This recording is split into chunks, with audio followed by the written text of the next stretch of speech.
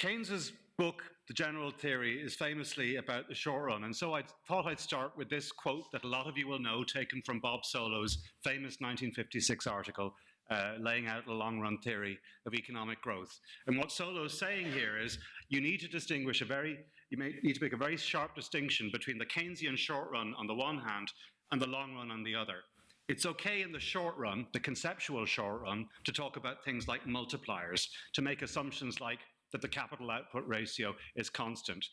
In the long run, however, prices are flexible, capital output ratios can vary, and unemployment won't be a problem. It isn't certainly the sort of problem that belongs in a self-respecting theory of long-run economic growth.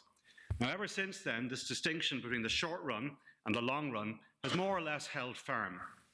In more recent years, however, Larry Summers has revived an older intellectual tradition that you might think of as a medium-run intellectual tradition, in which you have short-run things like unemployment going on, you have long-run things like the rate of population growth or the rate of technical change going on, and these short-run and long-run variables are interacting with each other and not necessarily for the better.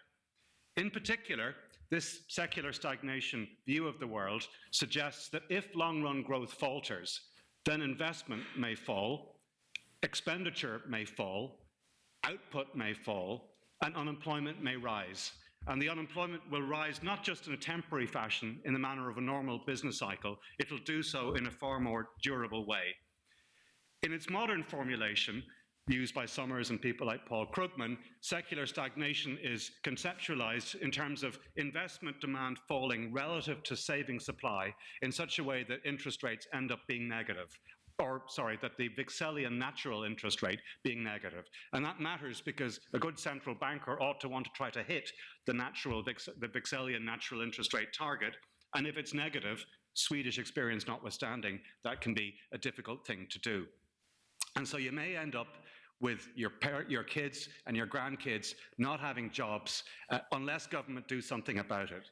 And it's important to be clear about that qualification, because if you read the secular stagnation literature of the 30s and 40s, it's as much about, and I think more about, policy prescription as it is about prediction. So here's a graph showing world industrial output during two crises. The red line is our own crisis, the Great Recession that started in 2008. The blue line is the Great Depression of the 1920s, starting in 1929. We all know that recovery started earlier this time round, but it was a pretty disappointing recovery. It started slow, it got slower, it's now at the point where it's almost faltering completely. We're soon going to be overtaken by the blue line, which is really pretty dismal. And so it's no surprise that Larry Summers chooses to revise the secular stagnation hypothesis when he does in November 2013. It's especially unsurprising given that at that stage we've had 2 decades of Japanese stagnation, and we've also had a series of asset bubbles of one sort or another preceding the 2008 crisis, in some sense leading to it. Bubbles being a classic example of what can happen, many people have thought, when you have too many savings chasing too few real investment opportunities. Finally, it makes sense that Larry Summers would have started worrying about secular stagnation when he did, because one of the symptoms ought to be low interest rates. And interest rates now are lower than they have been for a long time. And when I say a long time, I really do mean a long time. Nor is it surprising that Alvin Hansen becomes a Keynesian at exactly the point in history when he does. His review of the general theory hadn't been particularly favorable. He gets a chair at Harvard at the new Graduate School of Public Administration and goes to Cambridge in the fall of 1937. A minor aside which I find intriguing, there are 2 chairs that are endowed along with this new school. One goes to Hansen, the second goes to none other than Bruning. What's his name? Heinrich Bruning, who gets a walk-on role in most lectures about the Great Depression because he's the German chancellor who cuts and cuts and cuts in the teeth of the Great Depression and makes matters an awful lot worse. So you really would like to know what he and Hansen had to say to each other around the water cooler. Well, you may have heard the non-economists here of this distinction between freshwater and saltwater economists. Saltwater economists are Keynesian, freshwater economists aren't. Keynes gets much closer to the Atlantic in 1937, but I don't think that's what makes him Keynesian. I think that what makes him Keynesian is that no sooner does he get there than the US economy drops off a cliff in a way that apparently could be explained by Keynesian economics, but not necessarily by other economic theories. I want to begin by saying something about early 19th century antecedents of the secular stagnation thesis, because there are a couple of themes that are introduced in this literature that carry over into the interwar period. And the first thing I want to say, I think, is that it makes sense that people would have been worrying about unemployment after the Napoleonic Wars had ended, because, as you can see, unemployment was rising during this period. It peaks at 17% in 1816, which is quite a big figure. And GDP per capita growth is also disappointing. GDP per capita is no higher in 1830 than it had been in 1815. And finally, these are also years of considerable political turmoil. And so, of course, economists are going to start thinking about what might explain these difficulties theoretically. Now, as we all know, the first likely suspect is population growth. And since what I'm partly doing is trying to convince the non-economists here that economists don't in fact live in ivory towers and that they're trying to explain the real world as it evolves around them, maybe I should point out that population growth is in fact at its peak in Britain at precisely the years that Malthus is writing. I've helpfully indicated the year of the publication of the first edition of his essay on the principle of population and the last edition of his principle on population by the dotted lines in that chart. Now, why does population growth matter? Why might it lead to impoverishment? Diminishing returns. Diminishing returns because these extra people are pushing against a fixed supply of land. But it wasn't only population that was growing rapidly during this period. Capital was accumulating at an accelerating rate as well. Contemporaries wouldn't have had access to Charles Feinstein's numbers, but they would have been aware of the phenomenon, I assume, and they would also have been aware of factories closing down and workers being laid off in the aftermath of the Napoleonic Wars. And so it's entirely understandable that some of them might have concluded that maybe capital accumulation had in some sense been excessive. And it makes perfect sense that they would have tried to conceptualize that in terms of there being diminishing returns to capital accumulation as well. And so you get a whole bunch of models being written down at this time by economists of all stripes, people who think there really is a problem with excess accumulation, who I'm going to be talking to, but also far more orthodox people like David Ricardo. In his view, what you get is a rather benign outcome. Capital accumulates. As capital accumulates, the return to capital falls. It'll eventually fall to the point where you get no more accumulation. This is the famous stationary state, which sounds kind of boring, and it probably was, but it doesn't have to be dreadful. It certainly doesn't have to involve stagnation, Ricardo's term. Why? Because Say's law will apply. Everything that is produced will be sold. It will be bought by somebody.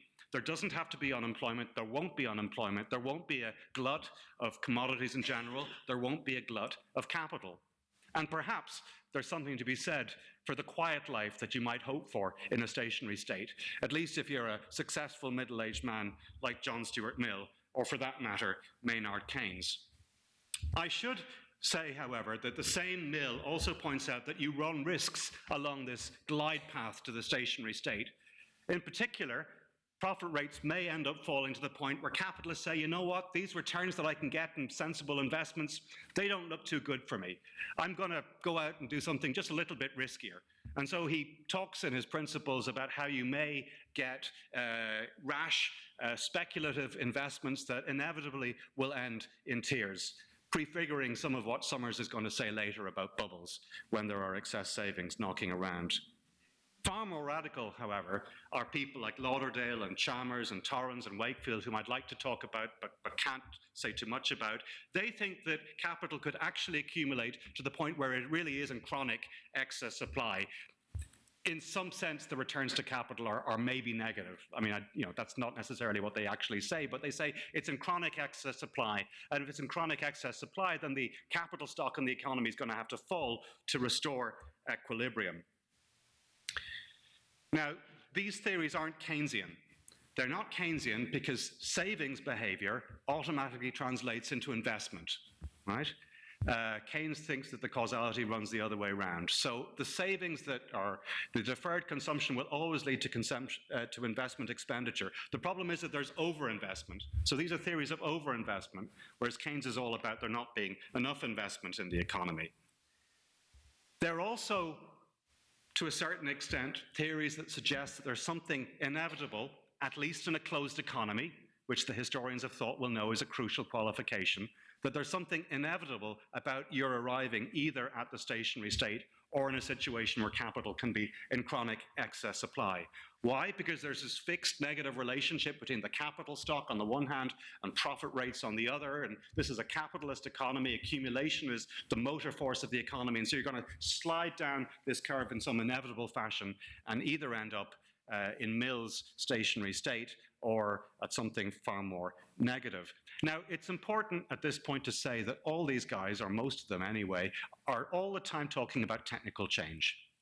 And they're all the time recognizing that technical change can postpone the stationary state or can postpone a situation where there's too much capital out there in the economy. And essentially, this happens because technical change of one sort or another, what sort depends on what sort of a theorist you are, will push out this schedule so that a given amount of capital is associated with a higher profit rate. But it seems to me that if you conceptualize technological change as something episodic, that episodically shifts out this curve, rather than as something continuous, continuously pushing out the curve, then you're more likely to end up concluding that there is something inevitable, after all, about either the stationary state or a glut of capital. The final point to make about these overinvestment theorists is that there is a certain amount of irrationality built into their argument. Why are you saving in order to overinvest, in order to make losses? This is not sensible behavior. Now, the fact that there is maybe a certain amount of irrationality cooked into this model might be enough for some of you to conclude that we shouldn't take it too seriously, that we should never worry about overinvestment in the context of a modern economy. But let me just suggest that we consider a hypothetical economy, a centrally planned economy, run by a totalitarian communist government, in which investment decisions are made not by profit-maximizing entrepreneurs, but by panicked public officials worried about the global slowdown and what it might do to political stability in their country. Can we think of such an example? Perhaps. I just leave that hanging in the air. I do have 57 slides, so I'm going to move on into the interwar period. And we get to Mr. Keynes, whose book about the general theory is famously about the short run. And yet, he's writing the general theory in 1935.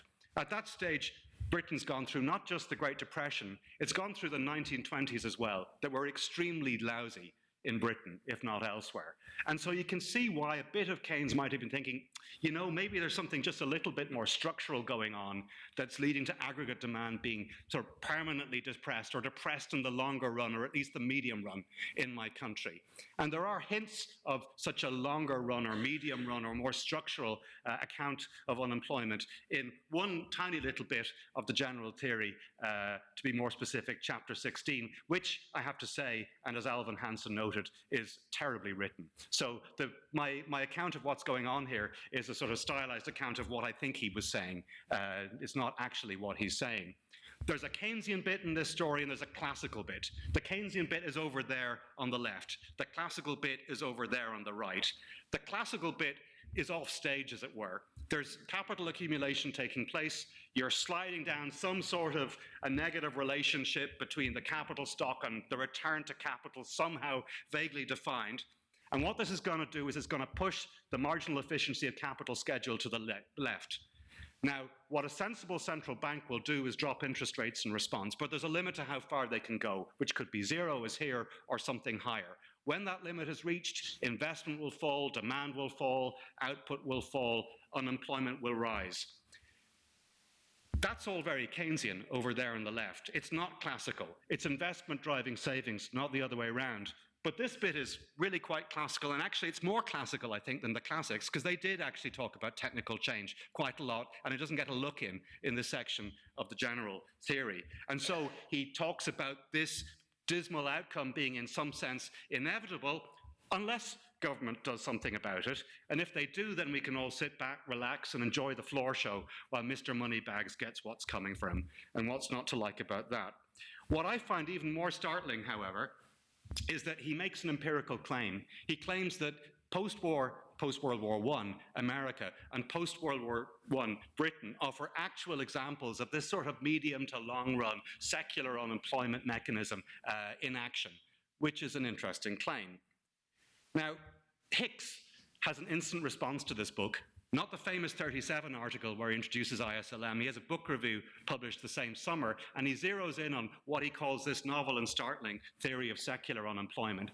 He points out that it assumes diminishing returns to capital. He points out that that, in turn, assumes that population is constant, that technology is constant as well.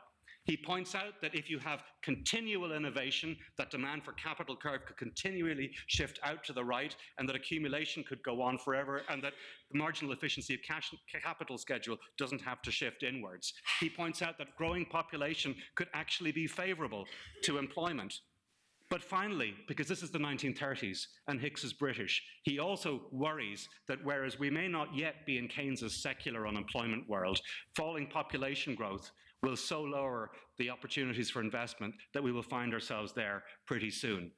I find it striking that Hicks is almost never either credited for or blamed for the development of the secular stagnation hypothesis, since in this brief passage he seems to be coming up with so many of the arguments that we associate with the theory.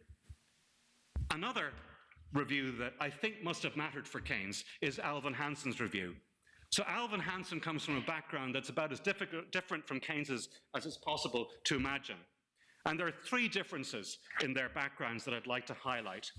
The first difference is that Hansen is literally a child of the prairie.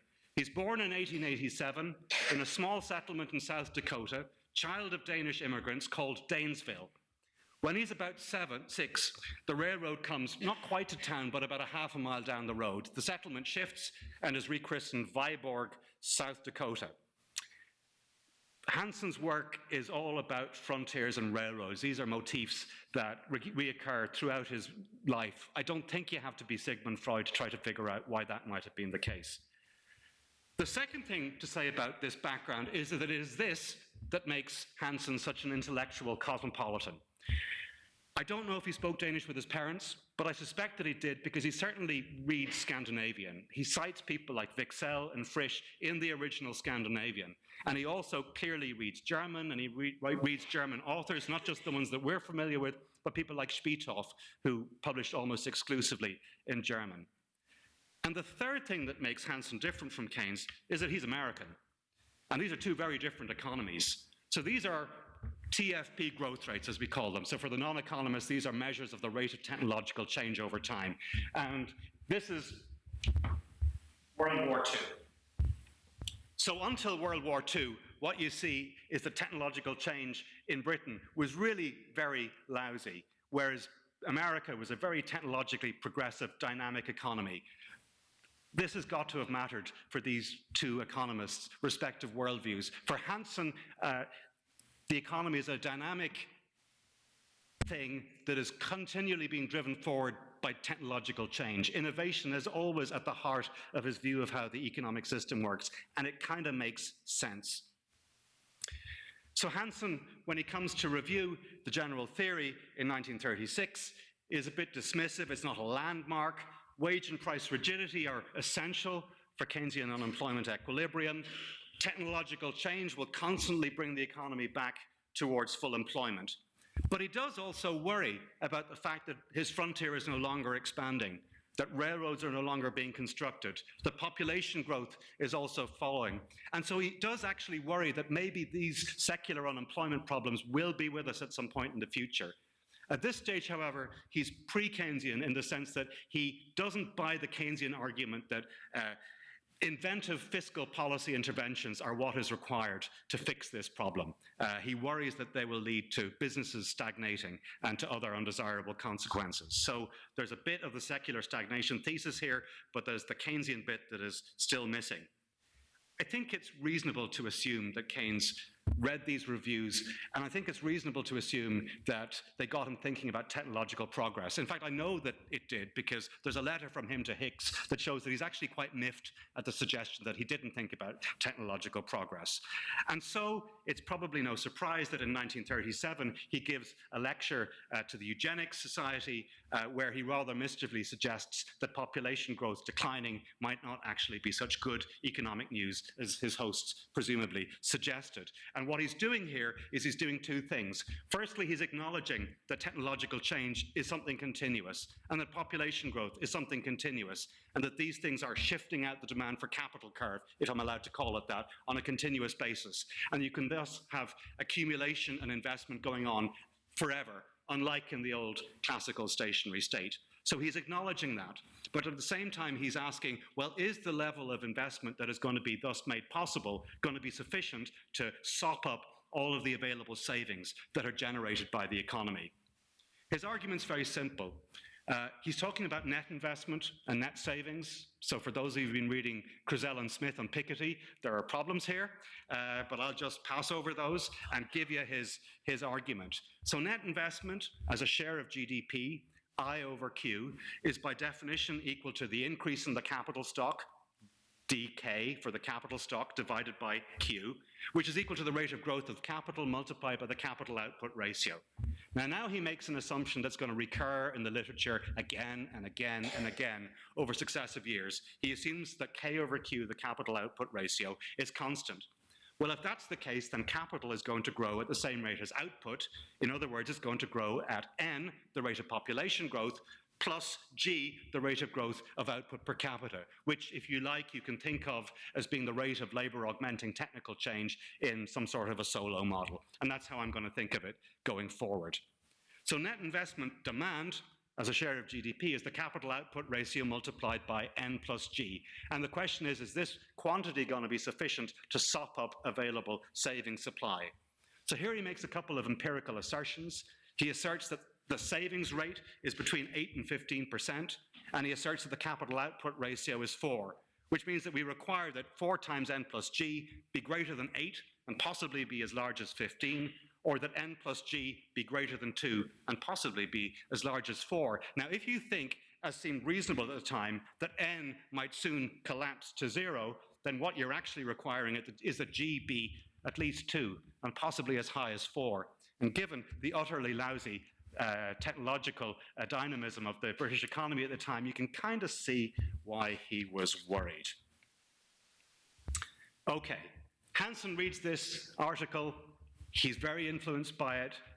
It opens his mind to Keynes, maybe in some way. It's clearly taking on board the things that are dear to Hansen's heart, technological change and other dynamic forces in the economy. And of course, at the time that he reads it, or shortly thereafter, the US economy is going to have fallen off that cliff, and he's going to become more receptive to the Keynesian elements in the message as well. And so in 1938, he has this famous presidential address to the American Economic Association, in which he has this wonderful line describing life under secular stagnation, sick recoveries which die in their infancy, and depressions which feed on themselves. A line that may seem just a little bit too close to comfort for those of you who, well, like me, we're all living through the current recovery. And you may have seen that the IMF's recent WEO is not forecasting anything good for the world economy in the years ahead of us. He reprises earlier themes. Investment demand is likely to slow because the frontier is no longer being expanded, because population growth is falling, because capital output ratios are no longer rising as they had done in the 19th century.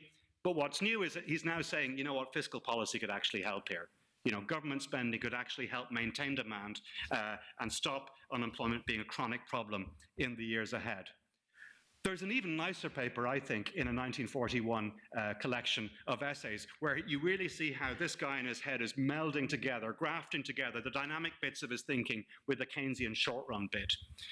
So he makes the distinction between a static economy and a dynamic one. A static economy is one where output Q is fixed, where the capital stock is fixed, where net savings are therefore 0. If you're in equilibrium in a static economy, why would you ever get out of it? If there isn't unemployment to begin with in a static economy, why would you ever have unemployment to begin with? It only makes sense, he says, to think about unemployment in the context of a dynamic, growing economy.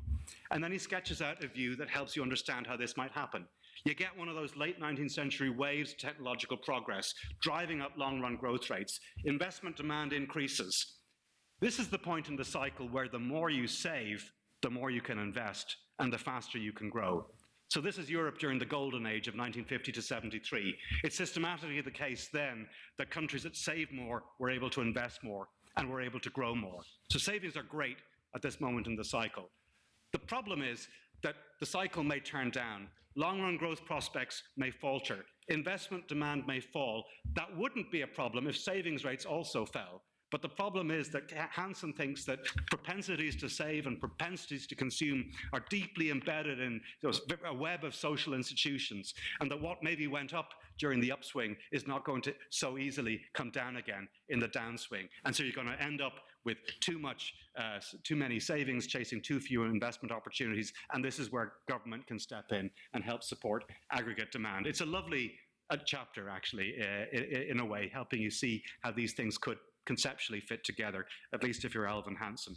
Now, I should point out, by the way, before I leave this slide, that he actually was worried about post-1945 inflation.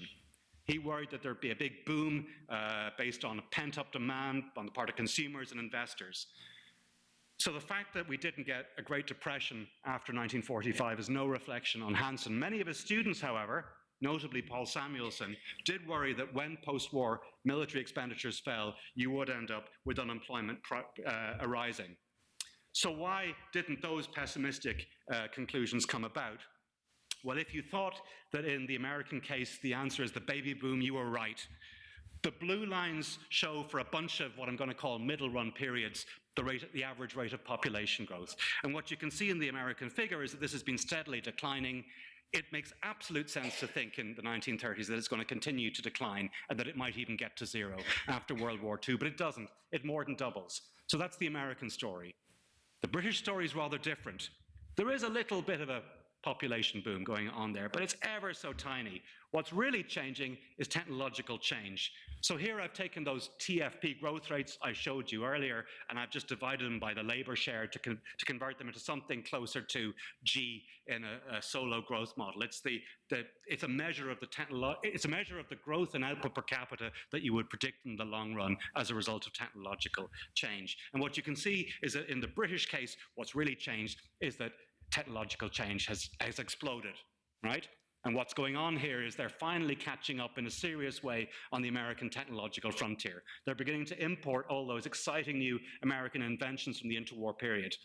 It's not very exciting by German Wirtschaftswunder standards or by French Trente Glorieuses standards, but it's a real rupture with the past. Okay, so the prediction is wrong, but we don't generally judge economists by their accuracy in predicting the future. And of course, a classic economics theorem is you can't predict the future, right? Because if it was predictable, I'd make money on it, and then you could no longer predict it. So it's not clear to me that we should judge these people because they didn't predict the future accurately. I think it makes sense to ask whether the mechanism that they identify has some sort of echo in the empirical record. Is it the case that systematically, when n plus g, the sum of these two bars is higher, investment is higher, and unemployment is lower? Let's first look at the bottom line correlation between n plus g and unemployment, which is what you might really care about. So this is a scatter plot for Britain. It's a medium run thing. Once you go to the medium run, you don't have many data points to work with. What can I do? You know, maybe in a couple of hundred years, we'll be able to do more of this. I see a negative correlation there, and actually it's negative 0.8. So, way to go. What about in America? It's also pretty negative, with one obvious exception. The obvious exception is the Great Depression.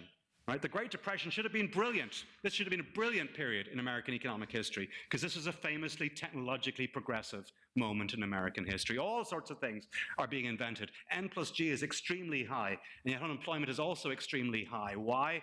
Because of screwed up macroeconomic policy, because of screwed up monetary policy that let all these banks fail, and so on and so forth. Take that away, and this correlation is also, as it happens, negative 0.8.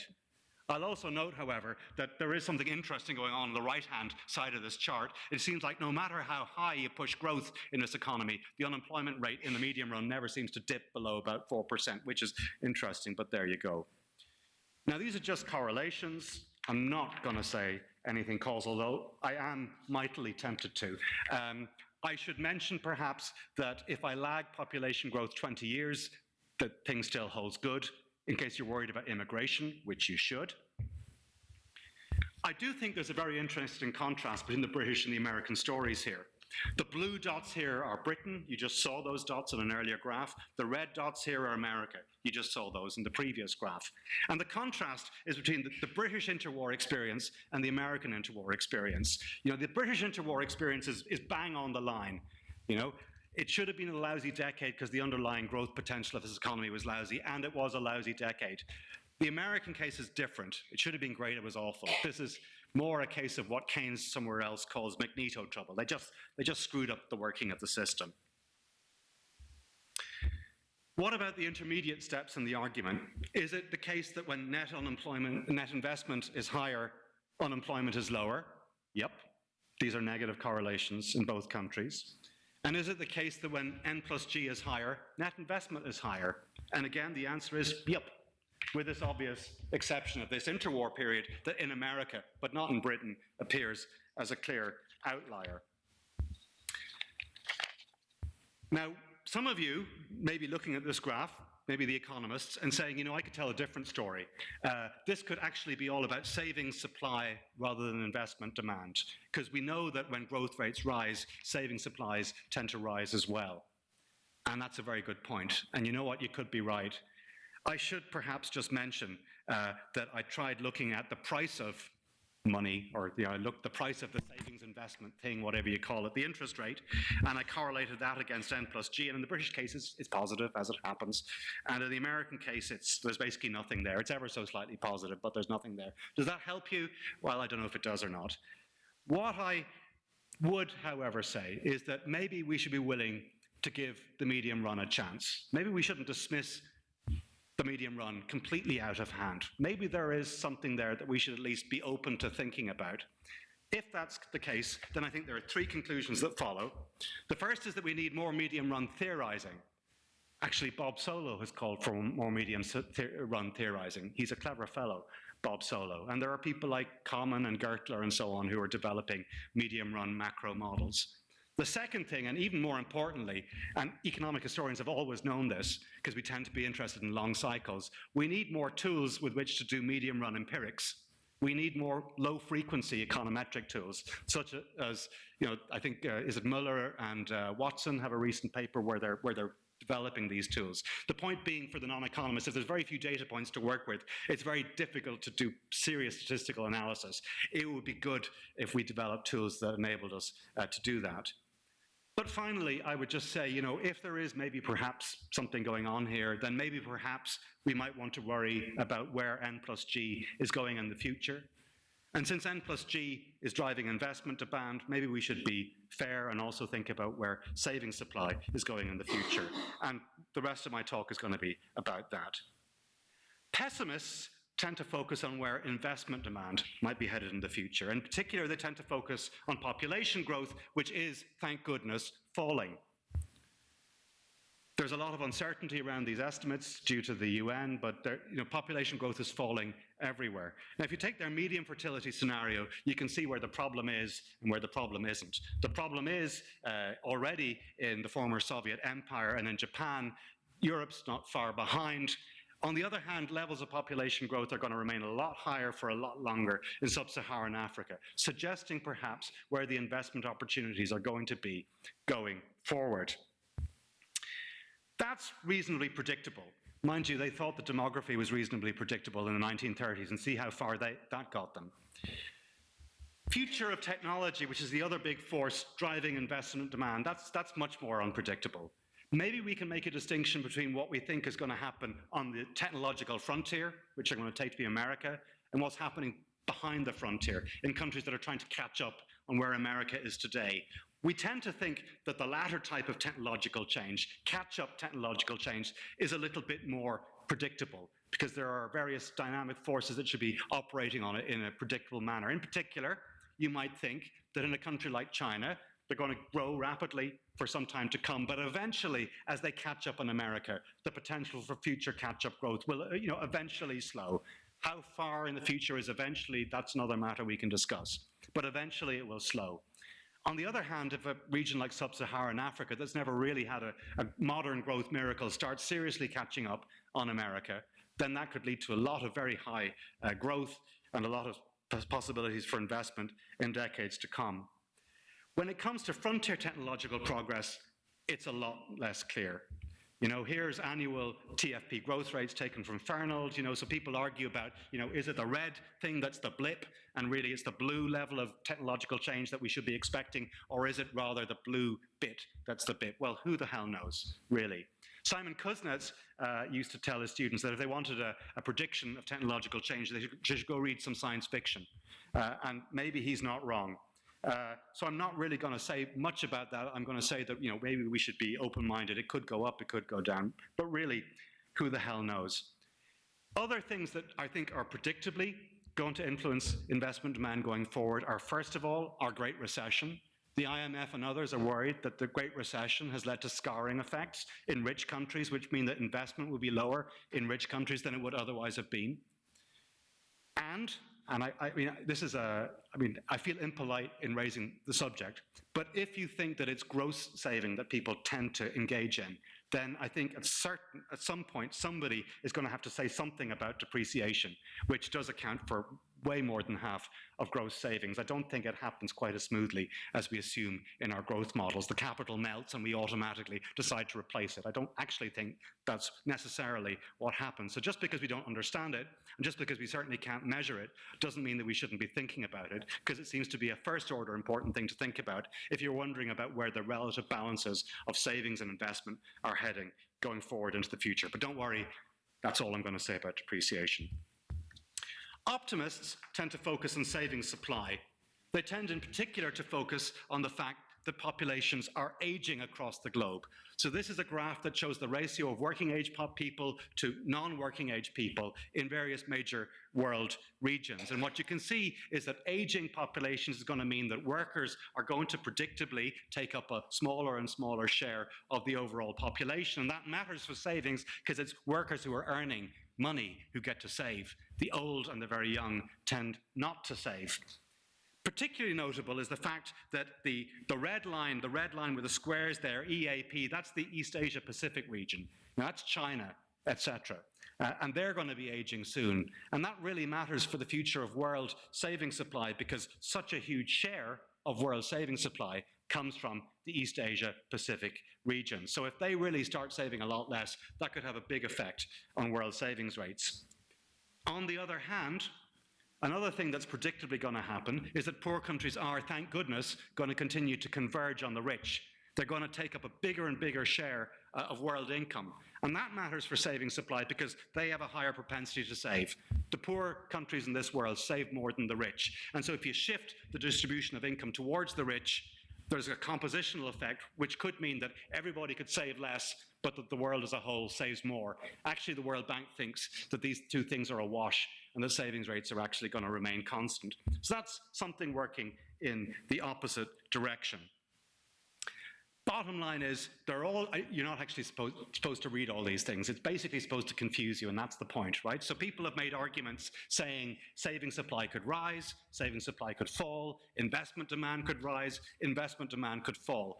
Brave man or woman who would stick their necks out and say, it's going to, interest rates are going to go up, or interest rates are going to go down. We're going to end up with a Vixelian natural rate that's below zero, or the Vixelian natural rate is clearly going to increase well above the zero lower bound. I'll just note that 3 private sector studies in the last couple of years have come out with an optimistic case. So McKinsey's, Barclays, and I think most recently Morgan Stanley's have all focused on savings supply and in particular on aging populations, and they're saying this is going to drive up the price of capital. It's going to drive up interest rates in some sense. I also note that 2 international organizations, the World Bank and the IMF, have basically said, you know what, we think these different forces are a wash and interest rates are going to remain low.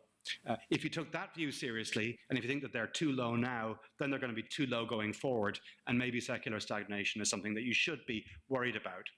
Perhaps that contrast between the private and public sector tells you more than anything else something about the relative temperaments of people who go into these different fields of activity, but I'm not going to go there. But you should feel free. Okay, then Bernanke argues that even if N plus G falls, we shouldn't worry about secular stagnation because we live in a globalized world where capital is freely mobile. And so secular stagnation only makes sense on a global level. Now, I'm an economic historian above all of globalization, and I'm not convinced that capital markets will remain open forever. You know, we've been there, done that. Things can change. You know, history happens. It hasn't stopped yet. But for now, clearly, it does make sense to think about this issue in a global context. And I think I'd turn the thing around and say to Bernanke, you know, if you're an American or a Brit, it only makes sense to worry about excess savings in a global world, because excessive Anglophone savings rates are not, I think, something that are keeping Maury Obstfeld awake at night. You know, you seem to have definitively solved the problem of saving too much of your income. So it only makes sense in a globalized world, I think, if you're a rich country, you know, these sorts of worries. I have other problems with Bernanke's argument. If one of the problems associated with secular stagnation is recurrent financial crises, then are international capital flows really the solution? When we know that capital flows have been associated with financial crises in Latin America, in Russia, in the Eurozone over the last 3 decades. Seems like a funny argument. And if you think that the real problem with secular stagnation is that this central banker is no longer going to be able to hit his or her Vixelian natural interest rate target because it's all of a sudden gone negative, then what do we do with Hélène Ray's argument that actually, if capital is mobile, nobody can hit any sort of monetary target at all unless you happen to be America? It seems to me to be pretty important, actually, we figure out if she's right or not, because if she is, that has major implications for the way we think about these things. So I'm unconvinced by Bernanke, I have to say. So if capital flows aren't a silver bullet killing the fear of secular stagnation, then what should we do? Well, let me first turn to a little bit of historical context, because there's another case where a country was thought to be saving too much and where it did, in fact, export lots of capital. And this is John Hobson's Britain. He thought that capitalism and imperialism were driven by excess savings rates themselves caused by excessive levels of inequality. And so you can ask, if they hadn't been able to export all this capital, what would have happened to interest rates? Might the zero lower bound have been a problem? And what would have happened to unemployment? So here I've taken Charlie Bean's ex-ante long-run consol yields, which he kindly gave to me. I've taken the data that we have on savings, investment, and the current account. I've grabbed off the shelf the IMF's estimates of elasticities of savings and investment rates with respect to real interest rates. And I've generated a counterfactual series just for fun of what interest rates would have been like in Hobson's Britain if they hadn't have been exporting all this capital, and they would have been a good deal lower. And actually, by the end of this period, they'd have been lower than where they are today. So if you think that the zero lowered bound is a problem today, it might actually have been a problem in Hobson's Britain, which is kind of interesting. But does that mean that capital exports solve the problem? As economic historians have long known, it does not. Right? Because what happened when, here's another low frequency cycle. You know, this is why we need these low frequency econometric techniques. We've long known, this is Alec Ford's argument, as Patrick knows, that as the British invested more abroad, they invested less at home. And guess what? When they invested less at home, the unemployment rate rose. You know, Bernanke would reply, and he'd be right to reply, that Britain's on the gold standard. So his mechanism whereby capital exports are supposed to help is ruled out by assumption. His mechanism is you export capital, your currency depreciates, you become more competitive, you export more, that creates jobs. That's ruled out ex ante in this British case. But still, I think the British case is helpful because it reminds us that the first order impact of exporting capital is that you export capital. And we don't necessarily think that this is necessarily a good thing for workers. So, yeah, what should we do if secular stagnation is a problem and if capital exports don't kill the problem? I think there are 3 things that you can say. The first thing that you should say is sub-Saharan Africa. That's where the population growth is going to be. That's where the catch-up growth potential is going to be. We want Africa to grow anyway for a whole bunch of reasons, most of them completely non-economic. So anything that we can do to encourage a modern growth takeoff in Africa, anything that we can do to boost the investment climate there is going to be good. It's not only going to help Africa grow, which we want. If it really took off the way that China did, then I don't think we'd be talking about secular stagnation for quite a while to come. The second thing that we ought to do is think about Japan, because Japan has had lousy growth performance for a long, long time, and yet their unemployment rates are much lower than in the West. They must be doing something right. Maybe we should learn from them. The third thing that we should do is think about fiscal policy. Now, you may be worrying that there's a problem here, because if aggregate demand is going to be systematically too low in the future, then maybe what that implies is that governments are going to have to borrow and spend. And this is going to be bad, because it's going to lead to more debt. And we are already worried about too much debt. Well, some of you maybe. I'm a bit sanguine about it, but I know a lot of people care about this kind of stuff. So, you might worry about that. And the good news is you don't have to. And the reason why you don't have to was first discovered in Alvin Hansen's native country, and more precisely in the peninsula of Jutland, in the University of Aarhus. Now, Europeans, as we know, are worried nowadays that it may be difficult to integrate foreigners into our deeply historically embedded societies. And so it's very heartening to see a young immigrant scholar visiting Aarhus in 1937-38, adjusting to the local intellectual, economic, and cultural concerns of his hosts. This is the first major contribution of the University of Aarhus to economic science, and you may have heard of Trygve Havelmo. You probably haven't heard of Jørgen Gelting. A couple of years later, Aarhus is on a roll.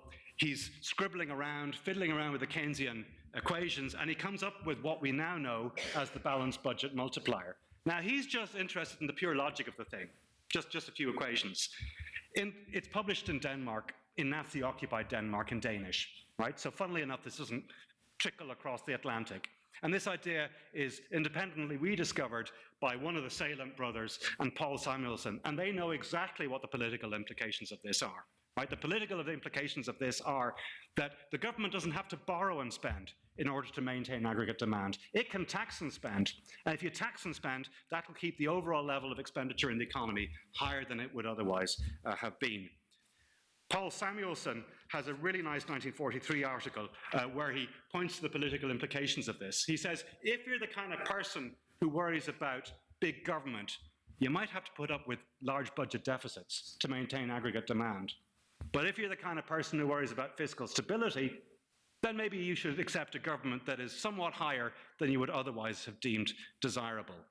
And as of course we know, one of the things that's different about post-war Britain and America and Europe than pre-war is that the share of government in the economy does in fact increase, which they would have said was an important stabilizing element.